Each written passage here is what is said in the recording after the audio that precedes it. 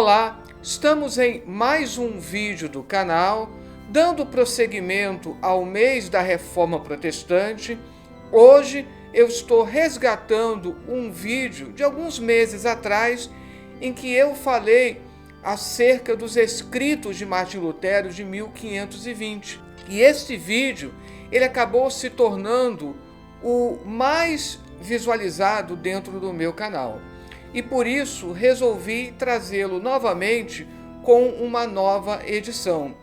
Como eu disse durante o vídeo, são os escritos do ponto de vista teológico mais importantes, embora do ponto de vista histórico, o mais importante seja o escrito acerca das 95 teses. E além do mais, as 95 teses certamente são as mais conhecidas. Portanto, se você se interessa por este assunto, não deixe de se inscrever no canal, deixe o seu like, deixe suas sugestões, comentários, dúvidas e não deixe de assistir o vídeo até o final, após a vinheta, hoje ao som de Castelo Forte, o hino mais conhecido e, por que não dizer, belo de Martinho Lutero.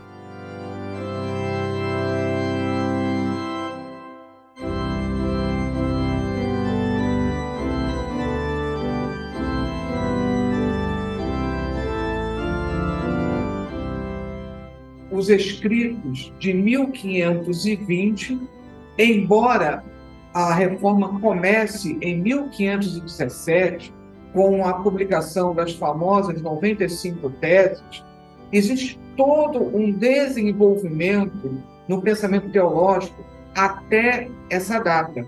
E é nessa data que Martim Lutero ele atinge, podemos dizer assim, uma maturidade. E é por isso que nós vamos estar abordando esses escritos. O ano subsequente ao debate de Leipzig, em 1519, foi o período de maior criatividade intelectual na vida de Lutero. Suas concepções tiveram, durante essa época, um desenvolvimento extraordinário.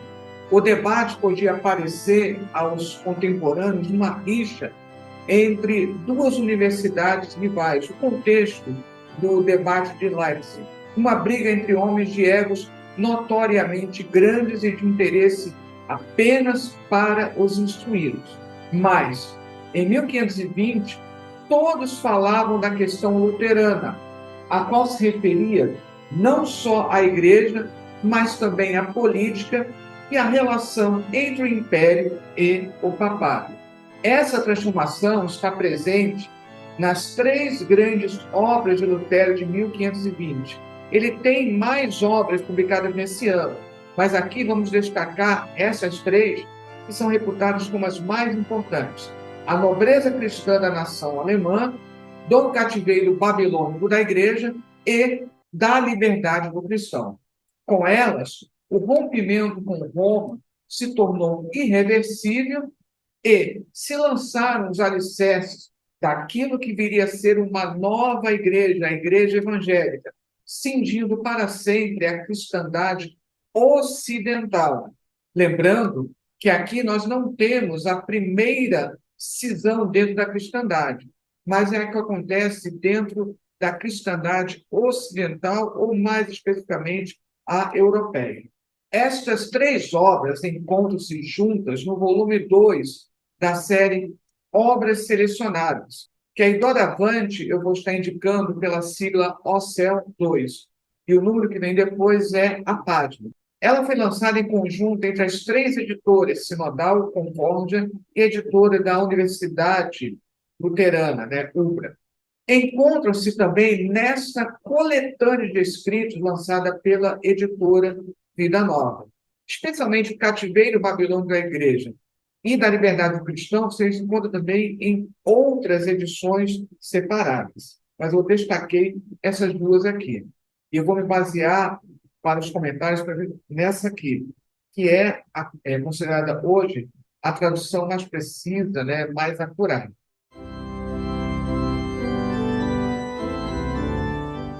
A nobreza cristã da nação alemã encontra-se no original alemão, na edição crítica de Weimar, no volume 6, nas páginas 404 até 469.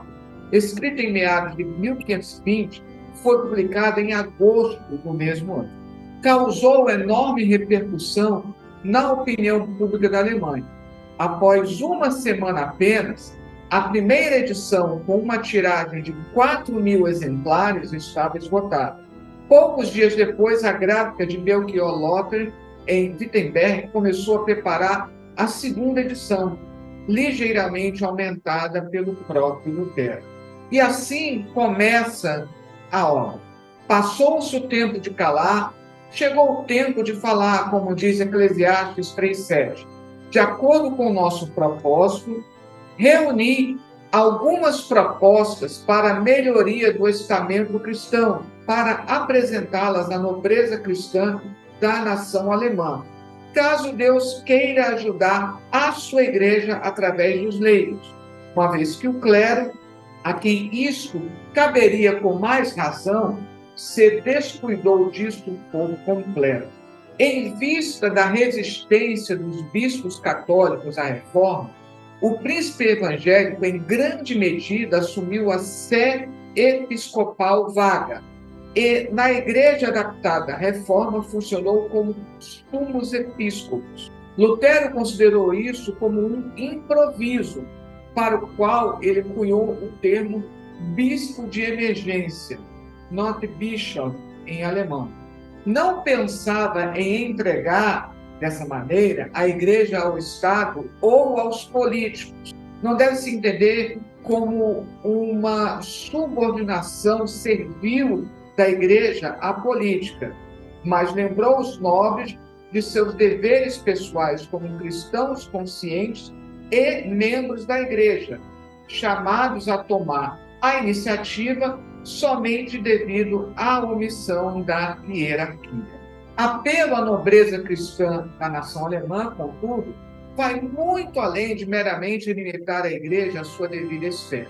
A ideia de despojar a igreja do poder temporal e da riqueza desmedida visava libertar a igreja dos cuidados com este mundo, de modo que ela pudesse executar melhor suas funções espirituais. A base do direito do magistrado para empreender essa reforma está declarada no segundo fundamento de Lutero, a saber, as autoridades temporais recebem o mesmo batismo que nós recebemos. E Lutero ainda continua: ponho de lado minhas desculpas, censure-me quem quiser. Talvez ainda esteja devendo uma loucura a meu Deus e ao mundo. É o que me propus pagar honestamente agora, caso conseguir, e também bancar uma vez o povo da corte. Ademais, já que não sou apenas um tolo, mas também um doutor juramentado da Sagrada Escritura, alegro-me que se me dê a oportunidade de fazer jus a meu juramento, precisamente nesse estilo de tolo. Lutero lançou-se no papel de um bobo da corte, no alemão Hofnarr, quando chamou os governantes seculares para liderar o movimento de reforma, porque o Papa e os bispos não conseguiram fazê-lo. Os bobos da corte desempenharam um papel significativo nas cortes medievais como os únicos representantes da liberdade de expressão sob o manto de tolos. Embora seus conselhos políticos estivessem escondidos no entretenimento humorístico, ele encontrou aceitação entre os governantes que não toleravam o conselho de mais ninguém. William Shakespeare os retratou em suas peças. George Bernard Shaw capturou bem sua função quando escreveu: se você quer dizer às pessoas a verdade, faça-as rir, ou elas vão te matar. Isso é uma outra questão acerca dos escritos de Martin Lutero. Como ele utiliza o humor para poder lidar com todos esses ataques. Com muita astúcia, os romanistas se circundaram de 3 muralhas. Aqui Lutero está continuando. com que até agora se protegeram, de sorte que ninguém os pôde reformar, razão porque toda a cristandade decaiu terrivelmente. Em primeiro lugar, quando se os apertou com o poder secular, determinaram e disseram que o poder secular não tem direito sobre eles, e sim o contrário, o eclesiástico estaria acima do secular. Segundo, quando se os quis censurar com base na Sagrada Escritura, eles objetavam, dizendo que a ninguém cabe interpretar a Escritura senão o Papa. Terceiro, quando ameaçados com um concílio, inventam que ninguém pode convocar um concílio senão o Papa. Que Deus nos ajude agora e nos dê uma das trombetas com que foram derrubados os muros de Jericó, para que também nós, com um sopro, deitemos por terra esses muros de palha e papel e soltemos os açoites cristãos para punir pecados, trazer à luz a safadeza e fraude do diabo, para que melhoremos através de castigo e recuperemos o seu favor, ou seja, o favor divino.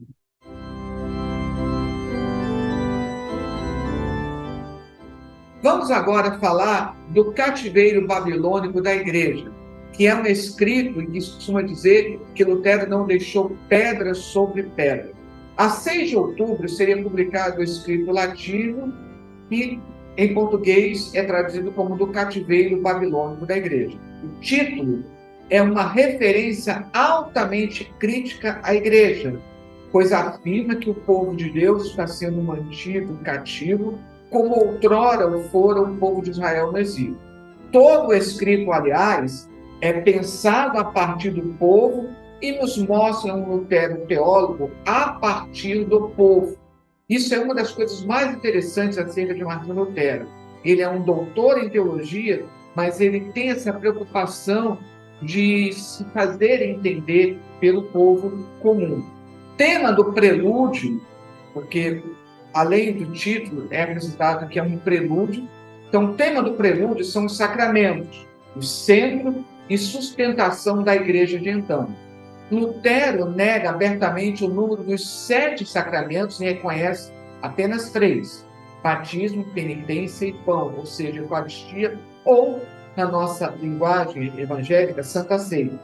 Entretanto, mais à frente, reconhece que, na verdade, são 2, sendo a penitência um retorno ao batismo. Notem que muitas igrejas evangélicas, ao invés de falar de sacramento, como a Assembleia de Deus, fala de ordenança, mas aqui Lutero explanando o assunto. Não obstante, parece que se denominam de sacramentos propriamente aqueles que foram prometidos com sinais anexos. Os demais, que não estão unidos a sinais, são meras promessas. Disso resulta que, se queremos falar com rigor, existem somente 2 sacramentos na Igreja de Deus: o batismo e o pão, ou seja, a Santa Ceia. Vemos que somente neles foi instituído divinamente o sinal e prometido o perdão dos pecados. O sacramento da penitência, que acrescentei a esses 2, carece de sinal visível e divinamente instituído. Afirmei que não é outra coisa que o caminho e o regresso ao batismo. Era o mais radical aos olhos de seus contemporâneos, esse escrito do cativeiro babilônico da igreja, pois era o que lidava com os sacramentos, fazendo referência à escravização dos sacramentos pela igreja. Esse ataque às doutrinas católicas foi mais devastador do que tudo o que viera antes, muito mais, por exemplo, do que as 95 teses. Quando Erasmo leu o tratado, exclamou: o rompimento é irreparável, é irreversível. E Lutero, ele está bem combativo, ele está se antecipando àquilo que iria acontecer no ano seguinte, quando ele precisa se defender diante do imperador na Dieta de Worms. Ouço um rumor de que novamente estão preparadas bulas e maldições papistas contra mim, através das quais querem me forçar à retratação ou me declarar herege. Se isso é verdade, quero que este livrinho seja uma parte de minha futura retratação, para que não se queixe de que sua tirania se inflou em vão. Nesse tratado encontramos, igualmente, declarações áureas de Lutero, pilares do movimento evangélico. Pois o que é, começa aqui, pois o que é afirmado sem as escrituras ou sem revelação comprovada pode ser opinado, mas não é necessário que se o creia. E ainda essa, a palavra de Deus está incomparavelmente acima da igreja, a qual, como criatura da palavra, não pode determinar, ordenar ou fazer, mas ela tão somente deve ser regida, ordenada e feita. Quem pode gerar a seu pai? Quem dá vida ao autor de seus próprios dias?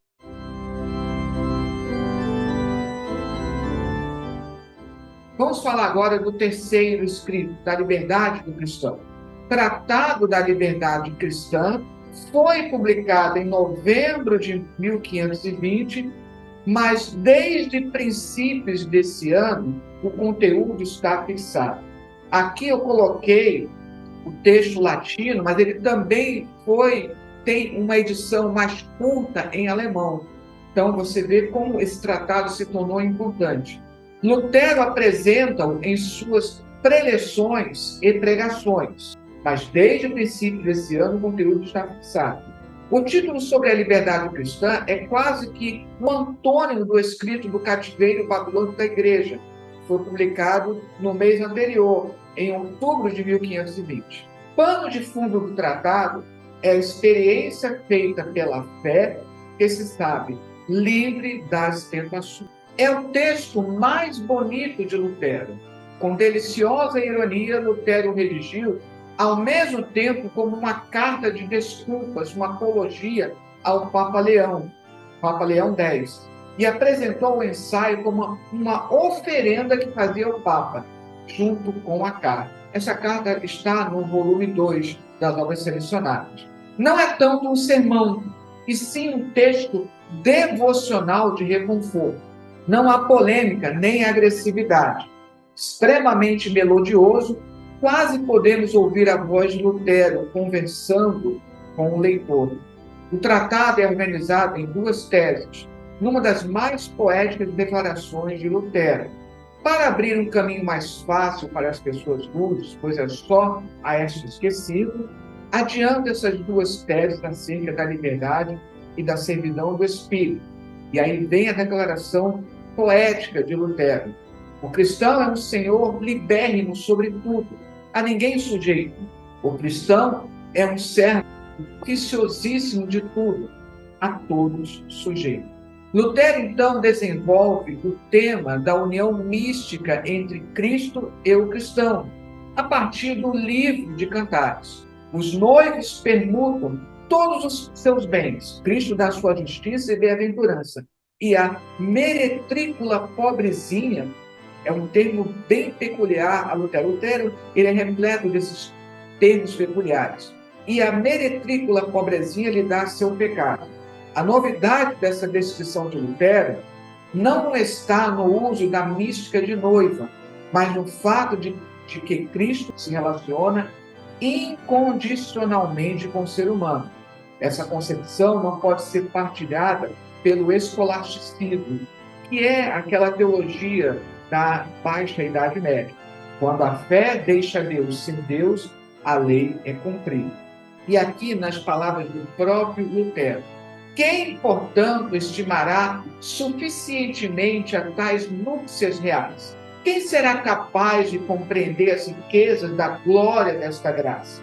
Quando o rico e piedoso noivo Cristo toma por noiva esta meretrícula pobrezinha e ímpia, redimindo-a de todos os seus males e ornando-a com todos os seus bens, já não é mais possível que seus pecados a levem à perdição, visto que estão colocados sobre Cristo e absolvidos nele. Ela própria tem esta justiça em Cristo, seu noivo, da qual deve usufruir como de sua própria.